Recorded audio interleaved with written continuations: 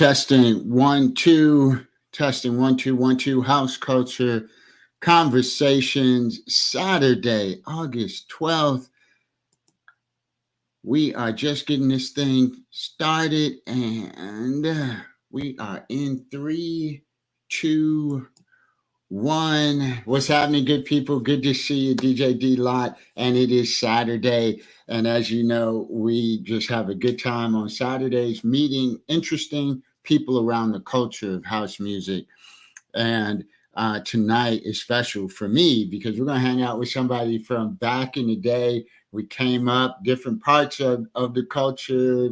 We're going to find all that out, but it's going to be an amazing conversation. So I want to make sure I am up on Twitch before I get started and bring him on. I see the fam coming in. Welcome aboard. Good to see you. And without further ado, welcome, Rob Alahn. What's happening? Hey, what's going on, man? It's good to see you. It is good to see you. How are you feeling? I'm good. I'm excited. I'm enthusiastic and excited. Hey, not more than me. I can't tell you when we got this locked in, and I know we went back and forth this week, that week, but this is the week, and here we are. So, tell us a little bit about you, where you're from. From Chicago, born and raised. I fell in love with house music there as a student at Whitney Young High School, on the, I guess, near West Side is what that would be. Mm-hmm. And people like Kenny Baker, Cordell Johnson, Greg Gray, Gary Heflin, Eric Blackwell, Jerry McAllister, Timmy McAllister. I mean, Steve Migney Maestro. It's just an endless list of influences and people that came out of that time for me. So now, was that everybody at Whitney Young, or those just some of your influences? Those are all people at Whitney Young, and I think people at Whitney Young, and a lot of people don't really get that. They don't realize that Whitney Young, credited for being a school for education and all of that, but the arts and music and a lot of the history of house comes out of that school. I want to slow you down and talk a little bit about, just the relationships there that you built when you were there. Yeah, I had just an amazing group of friends. Brent Hawkins, Dave Burton, again, the Lance. I mean, there's a Lamar. There's so many people that were equally as inspired to get into this scene as I was. Tim Hunt. I know I'm forgetting people, and I apologize, but I would say that at that time, the music was switching from disco was on it, kind of taking a backseat to some new kinds of music that were coming up. And I think kids at that time were kind of deciding what direction they wanted to go in.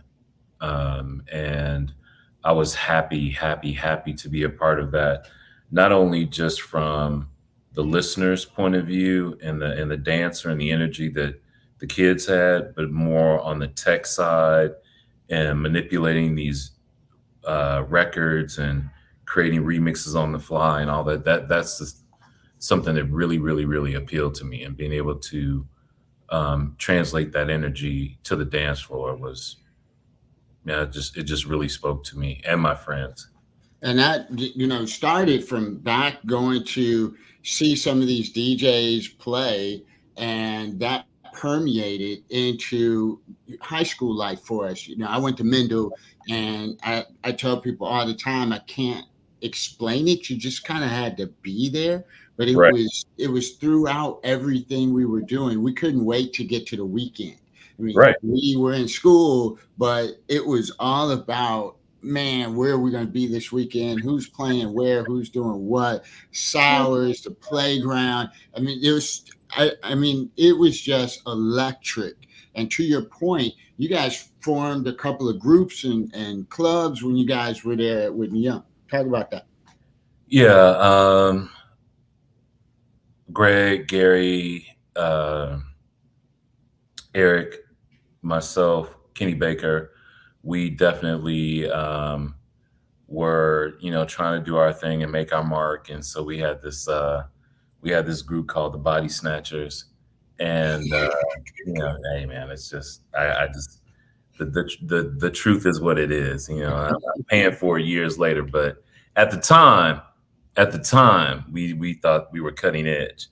But seriously, we just had a lot of fun creating a crew, a DJ crew, and we challenged ourselves and each other to kind of just make each other better, help each other with the craft, buy the right gear, get the right records, just do everything in our power to make each of us better at this, and then just try and get out there and actually get in front of somebody and get paid to play. Okay. Hey, Bobby, and welcome aboard. And I see the folks, some of you are lurking. Hey, don't hesitate to get in the chat. Sweet D Sauce, I see you. Thank you so much for joining and vibing with us today on House Culture Conversation. We've got a legend. And Rob, I hope you don't mind. I'm going to take my time because I got so many questions, because I was out there on the South Side, right? We were at Mendel, and everybody knew what it was like to go to Mendel. But there was amazing energy happening over there with you guys at Whitney Young. And I want to give you a moment to talk about the McAllisters, because a lot of people don't really know about the McAllisters, but their thumbprint is all over this thing called house and the history of house music. All over it. And so one of the things that was just fascinating to me about that family is how smart they were, how musical they were, and how studied they were. Took it very seriously right out the gate, became very good. And as you know, both Timmy and Jerry, well, Timmy produces, I know for sure, and does a lot of edits. Jerry definitely made his mark back in the day, releasing a lot of music that, we all probably still dance to this day. And he's still actively involved in producing and making music. So shout out to the McAllisters as a family that I would call, one of the pioneers of the pivot. And so by that, I mean that one of the things that happened really quickly is in Chicago, we're all trying to find our way. And that family, in my opinion, recognized the benefit of learning how to DJ. But then I think they also saw an opportunity in actually creating the music that DJs play and manipulating the music that DJs play, and giving us something to help move the dance floor. And I think in that respect, as you know, the model now is you're a DJ and then you turn into, you pivot to being a producer, and then that blows up your career as a DJ, And so Jerry and Timmy were definitely tuned into that frequency. And I think so much so that I remember their DJing careers kind of, that energy was kind of taking a backseat to all this writing, all this producing, all this contribution to the soundtrack of our lives. So just crazy cool family. Yeah, and just getting a chance to be around that again, the energy during that time, just being around some of these people who are now, maybe famous. Back then, we just walked the halls of high school with these people. We were at parties with these people. They were very, reachable and touchable. And now you realize how important they were to the culture back then because of the contributions that they made to their craft, and to really being studied about it. And to your point about the McAllisters, if you listen to the music, it's not just, drum machine music. They have some well-produced music, and I encourage you guys to check out that music and add it to your repertoire for sure.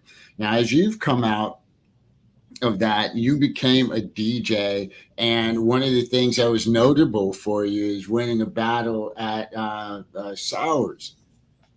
Yeah, the thing that was really cool about that is that, again, everybody was trying to find a way to get in, fit in, pivot, parlay. And so one of the things that my dear friends Dave Burton and Brent Hawkins and I did was we started throwing parties. And that party was huge in that, in my memory, which is, definitely not above reproach, but in my memory, there wasn't a battle per se. In New York and on the East Coast, they were doing a lot of DJ battles and MC battles and going back and forth and all that. But in house music, it was a little different.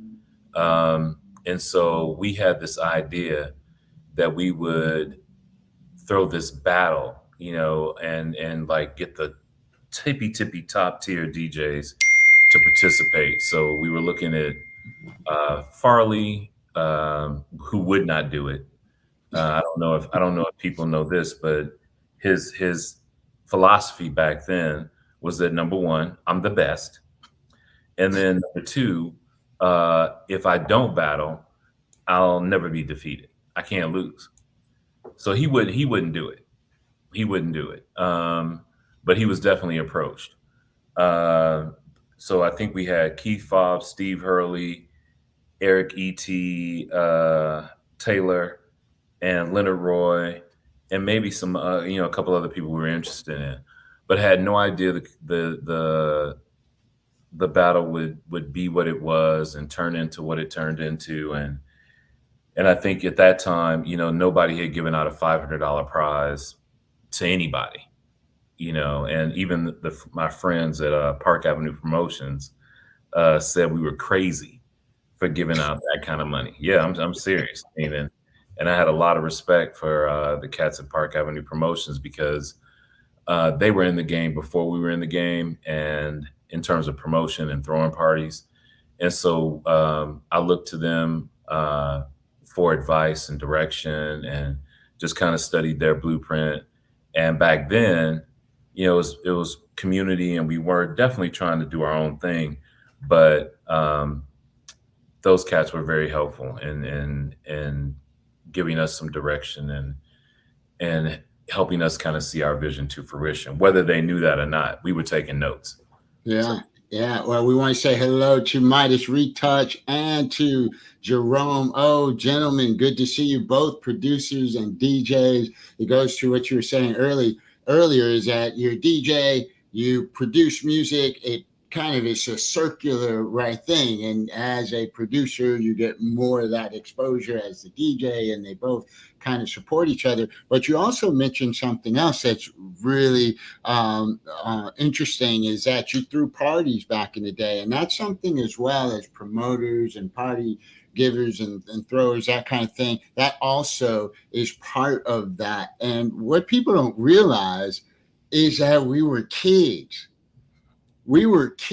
throwing major parties in major venues back then. I couldn't. Oh man, I remember being at a party, and I don't know if it's Dwayne Woods, and I mean, I'm like, these guys are same age as us, but they were enterprising young people, whether they were producers, party throwers, whatever it was, they were taking advantage of the opportunity to seize the moment. And so many of us were just watching this happen, enjoying the party, but so many people were capitalizing. we had to. I felt like my friends, and like you said, not everybody. I mean, obviously the names that I ran off, everybody didn't go on to DJ as seriously as some of us, but and then certainly everybody didn't go on to throw parties and anything like that. But I'm a serial entrepreneur. It's in my DNA. Chicago's about that hustle, and we were kids on a mission. I mean, I think I was telling Cordell, a couple of months ago, house music and DJing was everything to me. I spent a whole lot of time not hanging out with my friends, not running the streets, not dating my girlfriend, not, I mean, everything that I had, I threw at this. I gave everything I had to house music, and as they say, house music owes me nothing. I'm still doing it. I still love it. I love it as much now as I did back then, and it just, I don't know. I don't think a lot of people discover something that young and then stay with it, but uh, that entrepreneurial hustle spirit in Chicago is and was very alive then, and it was just a very good way to get out here and make some paper doing something that you love. Kurt Landrum went to my school. He worked with Chippy. You know, Mm-hmm. Farley was always there. Steve Hurley was always lurking around somewhere. I mean, so these people that were stars then that are still stars now, had a great influence on us and inspired us. Frankie, Ronnie, obviously mythical legends then and now. Um, but there was just something in the air in Chicago that It was. if you were a youngster of a certain age, and you liked anything about that scene, yeah, you got caught up. You got caught up. And I grew up I was in walking distance of Mendel.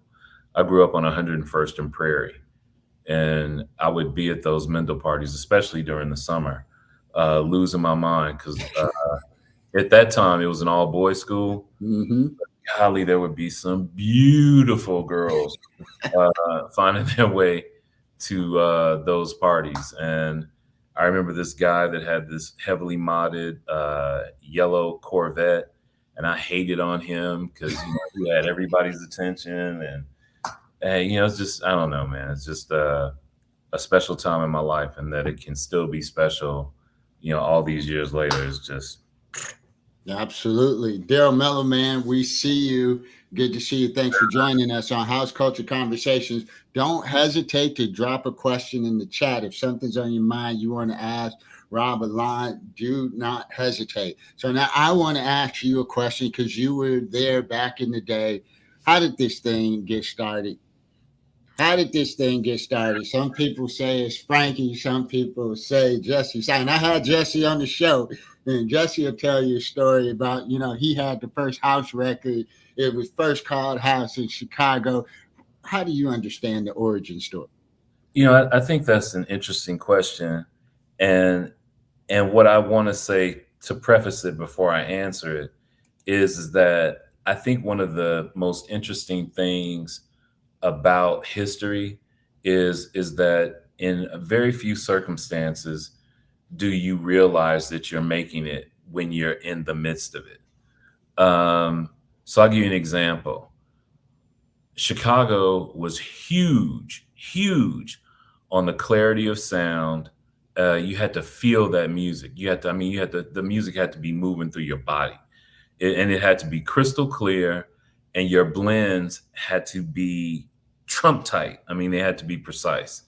And so for me, Steve was like a huge idol of mine because Steve was a tactician that was very clinical in his approach, and he was bound for perfection. Farley was amazing to me because he was not afraid to throw tricks and remixes on the fly into his sets. And but to get back to your question in terms of the birth of this, I think for me, I remember Frankie coming to Chicago, and we had already kind of decided that we were going to have something to say as a community about dance music and what this was going to be. And I remember getting back to the tie-in that I led with. Frankie came to, my opinion, Frankie came to Chicago as is well documented. This piece is well documented because Larry didn't want to go, and Robert Williams wanted to do something in Chicago, and Larry was like, I'm not going. Frankie took advantage of it, came out, but when Frankie was first there, in my opinion, Frankie, his blends weren't as tight as the Chicago standard. You know, in the way that he was putting it, he was an amazing curator. Can't take anything away from him there. But in terms of his blends and the way that he did things to that Chicago standard, especially being on the outside of it and learning and thinking that, you know, we all need a shot, I was super critical, super critical. The term house music, in my opinion, did not originate or was even called that when we were initially playing this music, because a lot of new wave music was in our sets, a lot of disco was still in our sets, a lot of things. We were playing a lot of things that by today's standard people would not call it house music. But I think that's the case because we were trying to figure out what this was going to be. I can't point you to the person who coined the phrase, and there are many people who claim it. All I can tell you is that from my perspective, when I was shopping at Imports, when I was shopping at Rose Records, when I was shopping at Loop or State Street Records, when I was shopping at Secondhand Tunes, a couple of stores in Hyde Park and everywhere else, when I'm digging, a lot of what I was digging was coming out of the East Coast, being distributed across the country from the East Coast. A lot of it was made in the East Coast, and what they got from the world came from the East Coast, came to us. And so the term house music, you know, that's up for debate. But for me, the inspiration and the dance music that I was listening to was coming from stores initially that East Coast was feeding us. And then, you know, once we got our legs up under us, you know, Chicago decided, yeah, okay, I see that. But again, we're hustlers, man. Chicago's about it, you know, and so you get a couple of drum machines, you get some access, Vince Lawrence, you know, Jesse, you get a Lynn drum machine, you get a couple of ideas, you know, Steve's got some plug at RCA, and, you know, next thing you know, Daryl Pandy's, you know, got a bass line from Isaac Hayes, and we're off to the races. You know, so I think that Chicago definitely has its footprint in the scene, but we were, I think, in my opinion, we were putting our spin on something that we were served from other parts of the world. Yes, I think we man have similar perspectives. I want to move into something that you participated in that I think is a big honor. But the Chicago House Music Festival was several weeks ago, and I just happened to be there. And I don't know if I just happened to be in the wrong part of the building or what, but I got cornered to answer some questions. And I got asked a question about when did house start. Now, fortunately for me, a couple weeks earlier, I had the opportunity to sit down with Merlin Bob from Club Shelter. Yeah. And he talked about, hey, listen, we were remixing in New York in early 70s, mid 70s. Yep. So a lot of what you're talking about happened, but I'm going to give you the fact that you all in Chicago packaged that thing, branded that thing, and took it through the stratosphere. House music was born. So he was of the opinion that, to your point, the music was coming from that East Coast space, but we took it and made it our own and branded house music and took it. So I am like so happy to hear you give that perspective on the origin story, because I was sweating bullets. Because I was like, man, I'm gonna get, you know, skewered once. Like, man, they're gonna saute me, right? So anyway, I'm glad I have a perspective that kind of aligns a little bit. You're listening to House Culture Conversations, and we're in deep with Rob Alahn about the culture and the music that we love so much. As I was saying, you were asked to moderate during the Chicago House Music Festival conference. Talk about that, what the event was all about, and why that was such a special opportunity for it. Man, that was an extraordinary opportunity because I'm a small voice, you know, even though I grew up with all of these cats, knew them on a first name basis, knew them before they made a name for themselves. I'm still, small potatoes compared to these guys. And so to be asked to moderate a panel on, house music, where it was, where it's going, where it is, and how, technology might influence that trajectory uh, in Chicago, that was just an amazing get for me. I was just blown away that I was even invited to participate in that, and then participate in such a meaningful way. So I shut up. Unlike here, I was the moderator, so I really took a back seat, and I just, really got my panelists all involved and really talking about because their backgrounds were, all in every aspect of our scene. They were DJs, engineers, entertainment lawyers, so they ran the gamut in terms of experience, and it was just fascinating to hear their stories and their perspective on where it is and where it's going, and then to be able to get into that big room where I bumped into you, and hear Robert Owens, talk about it from his point of view, in a room, you know, that's just chock full of legends, that are literally listening to him and hanging on his every word, and ultimately throwing him and giving him some flowers while they had him in front of him, was just very surreal for me. Very surreal for me.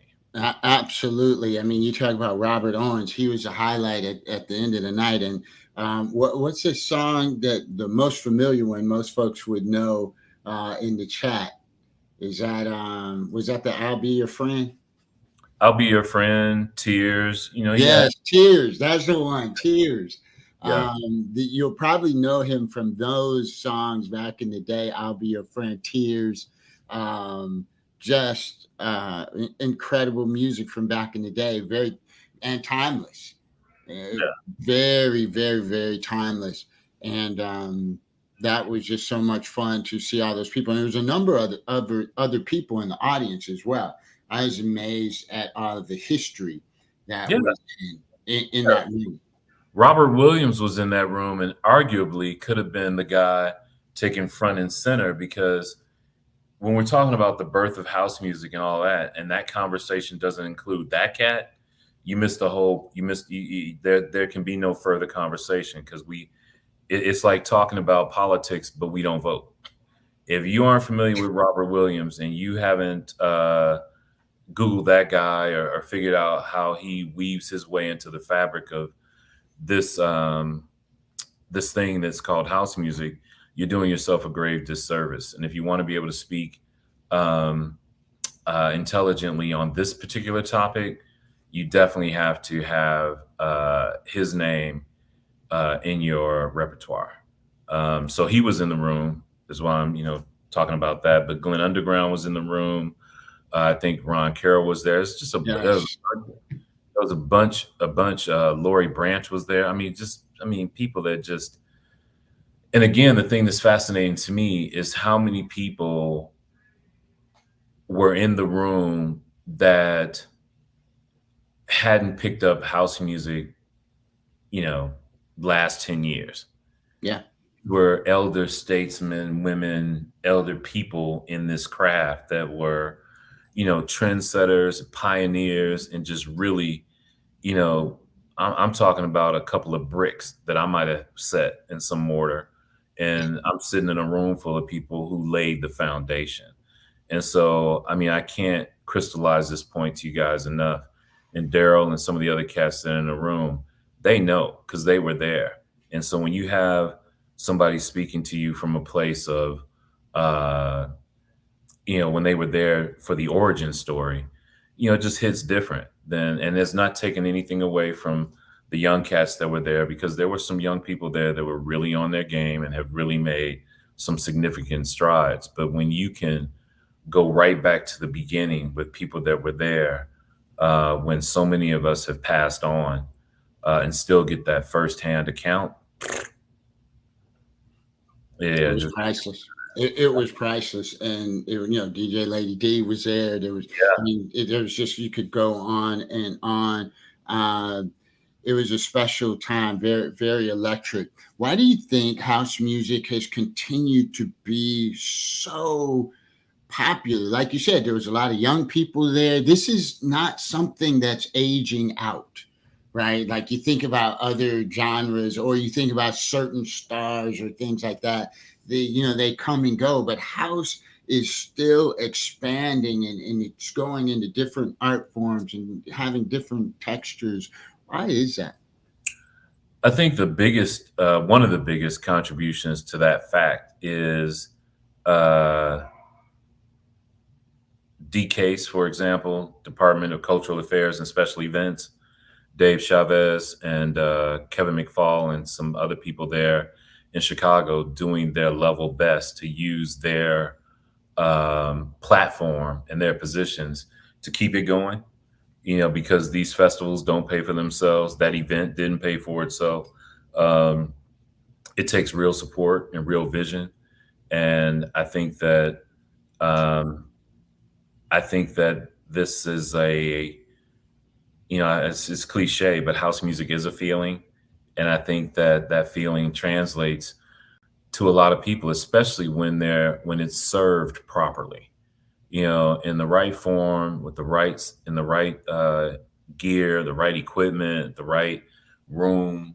House music is very hard to deny. And I think that there are a lot of people in this chat.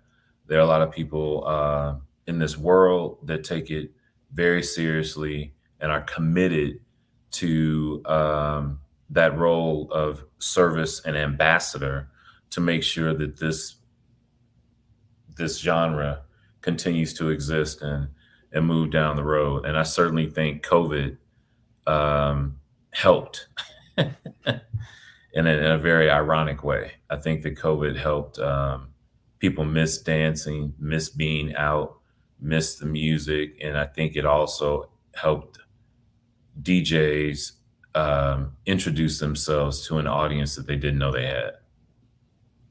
Yeah, that's really good. Talk a little bit about what you're up to these days. You're actually a streamer now, and talk about how that has changed the game a little bit. Yeah, I am a geek for gear. I'm a geek. I'm a lifelong learner. I my father was an audiophile, never let me touch his equipment. And when Greg Gray and I wanted to learn, and Kenny and these other cats I mentioned earlier, and Brent, um, you know, he just wouldn't let me. So I vowed that if I ever got, my own gear, I wouldn't let him touch mine. So um I was talking about Twitch earlier a moment ago, and I think that Twitch got me back into it. I stepped away for a minute, raise a family, get married, the whole nine, have a couple of kids, and do some other things outside of the world of house music. But after the birth, or about the time that my daughter was being born, just had a conversation with my wife and said, that I really wanted to get back into something that I had kind of, walked away from.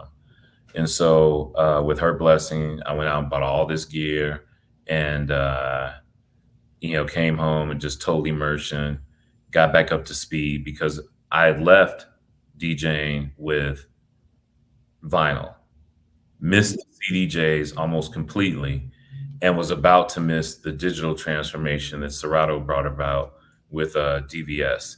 So I got back into it about '06, and then just kind of lost my mind and haven't stopped. So I've opened up a DJ store here in Vegas, um, with the help of my boy Jason Gully over in California.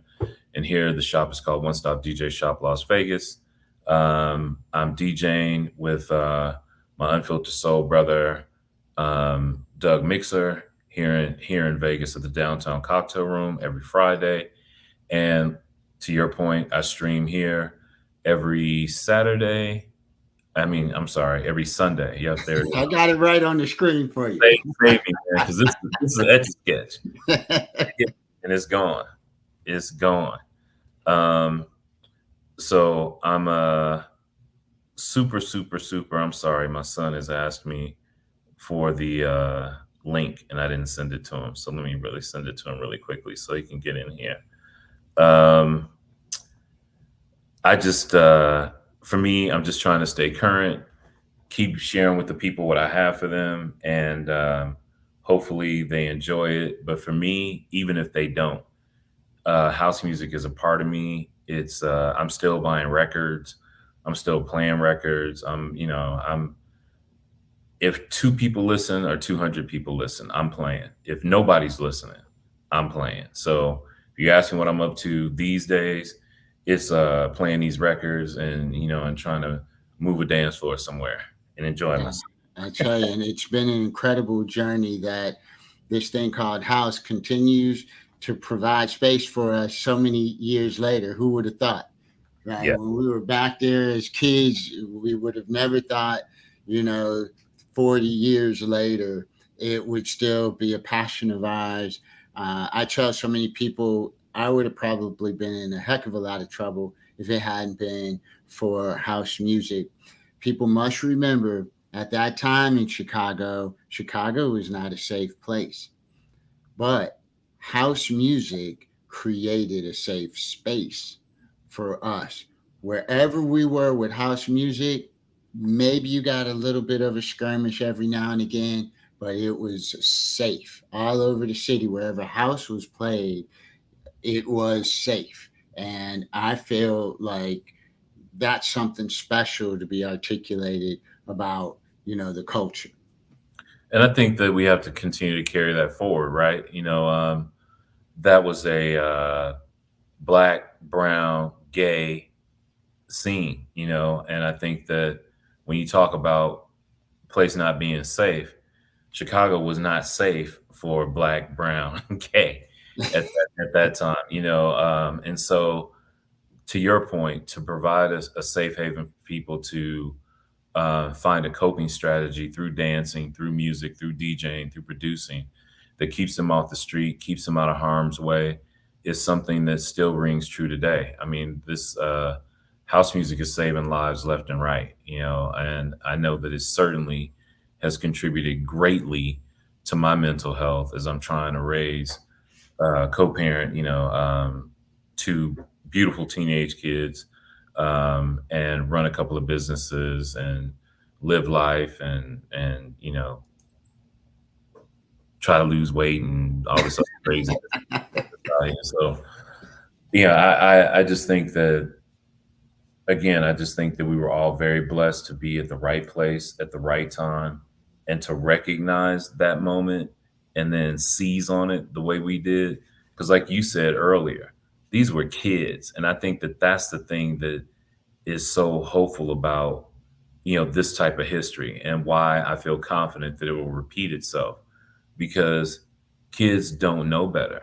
They just do it, and like you were saying, Dave and Brent and I, we're talking to owners of venues, we're talking to owners of restaurants, we're talking to uh, print shops, we're talking to artists and DJs and talent, and sound people and all this, and we're negotiating, an adult world as kids. And it's not to say that we didn't make a bunch of mistakes, but in that we weren't hurt, we weren't harmed, and hopefully, when the record's written, we added to the body of work. We made a positive contribution. Absolutely, absolutely. Hey, I want to make sure we say hello to the UK Soul Gasmic. If you're still there, I know it is getting late in the hour, but or long in the tooth, as they say. And DJ Classic 757, I see you. Thanks for vibing with us. We had him last night on our first ever Friday episode. So we're going to be doing some Friday, Saturday back to backs. As so many stories and interesting stories about the people that we're meeting in this new world, right? Everybody's out on Twitch. There was a question. How long have you been on Twitch, by the way? It's over 3 years for me. I jumped on early after um, March 2020 was kind of doomsday out here in Vegas Mhm. for COVID, and I co-own a home healthcare clinic and a rehabilitative outpatient rehab clinic here for children. And the governor out here shut the whole state down. And so there was no more work to be had there. And there was just kind of this wonderment in terms of what we were going to do with ourselves and our time. The club was closed where I DJ every Friday, downtown cocktail room.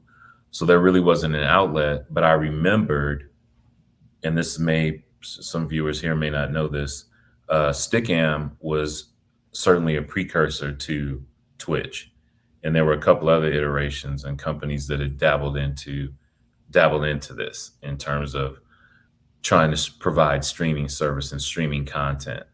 So I was familiar with streaming through Stickam, and I did music there, and that was years before Twitch. So when I stumbled across Twitch, I was like, yeah, pulling the trigger, all in, doing this, and built a community from nothing to a little bit of more than just nothing. And just for me, again, I'm going to push on through because you have an alumni for from House Music Conversations, our House Culture Conversations in Bobian. She's in the room. She's in the chat. She was a person that I met through Twitch. And now we've gone on with Unfiltered Soul to come up to Canada, where she's based in Vancouver.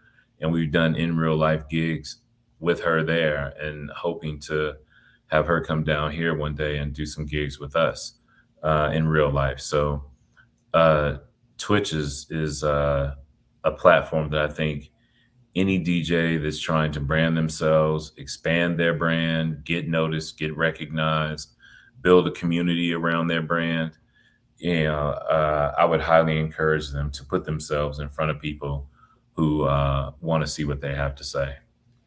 That is awesome. So tell us a little bit about the One DJ Stop. I think it's your store there. Since we got a lot of DJs in the chat, if I come to Las Vegas, what am I going to find if I come to your shop? Yeah, so if you come to my shop, you're going to find all pro high-end DJ gear, lights, and accessories. I service the everyday working DJ. We have a boutique section that I'll talk about a little later on with actually my friend Greg Gray. But at the shop, you're going to find everything you need, from needles to slip mats to speakers to CDJs to controllers to cables to lights. There's nothing that we don't carry in terms of brand name manufacturers here in the game of professional DJing. So COVID has hindered our ability to have a lot of things in stock, but we definitely order. We have trade lines with every major manufacturer. And the other point that I want to make is that Greg Gray and I, through the shop, have started a rental business for all these high-end boutique rotary mixers that are on these cats riders that these promoters and clubs and venues don't want to buy. So if you're looking for DJ gear for yourself, or you're looking for a rental for some party you're trying to do, your first stop, your last stop, One Stop DJ Shop. And I want to say, hey, what's happening, Lou? We see you out there. And the Psalmist 4, we see you. Thanks so much for vibing with us on House Culture Conversations. Rob, this has been a special time and so rich. We just thank you so much for your contribution to the culture. You're just a genuine, humble dude that's just doing his part And so many people you have been a blessing to as you have helped them and supported them. You haven't been stingy with your gifts, and that's pretty cool. So I just want to give you some flowers, man. I really appreciate you. I met you from afar and got to learn that, oh, he's from Chicago. He's from the same place. Timmy. Oh, I know Timmy. I know his sister G. I know all the people, right? And so that was kind of cool, and to just see you and to see that genuineness has just been a pleasure. So I just appreciate you so much, and I think other people want to try to give you some flowers there, Rob. Everybody has so much love for you. DJ Shep, what's happening? Good to see you. And as we say in Twitch land, where are we going? Where are we going? We got to raid somewhere. You don't have an idea. I'm looking at you. All right, let's see. Let's see who's out there. Well, let me pull up my Twitch wand. While you're doing that, I'm going to make sure we don't have any other questions. Once again, thank you guys so much. We have been visiting with Rob Alahn. The replay will be up later tonight. You can catch it on Twitch, my station, twitch.tv/DJDLight, or on YouTube or on Facebook Live. So it's everywhere for the replay later on tonight. We appreciate DJ Shep. You can catch the replay. We appreciate you so much for being here and vibing with us. I always say you're never late. If you caught us, wherever you caught us, you're right on time. What you got, Rob? I'm looking at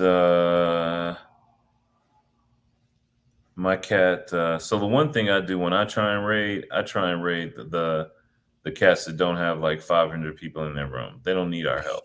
Okay, who is that? The cats, but there's a guy. It's a toss-up for me. It's In the Zone Entertainment or my boy DJ Russell Joseph. I'm good on either one of those. Okay, and I should have both of those. I'm not. Oh, I see them both. Okay, so let's see. Okay, we're gonna go with In the Zone Entertainment. Fantastic. So don't now. I gotta make sure I can type, right? That's a lot to type. Let's see. So while you're doing that, I want to thank T. Scott. I want to thank Shep Pettibone. I want to thank Larry Levan. I want to thank who's my guy that did this stuff at the Loft? Golly, Dave Mancuso. I want to thank Francois K. There's a lot of cats on the East Coast. I want to thank Herb Powers, who many people, if you bought records back in the day, he would write a little something on the black space close to the label and tell you what he thought about the record. If it was hot, if it wasn't, and if he drew a smiley face, and a little exclamation point, and he said that record was hot, it was fire, I was taking 2 copies. So, I definitely shouted out my Chicago friends and my Chicago cats, but a lot of love for my people out East who really inspired me to do this thing. So, hey, well, once again, thanks everybody for vibing with us. With Rob Alahn, catch the replay, share it out with all your friends. This has been an incredible conversation, and you are on your way to In the Zone Entertainment to party. So we'll see you next time. And for everybody else, we'll see you again on House Culture Conversation. Thanks so much, Rob.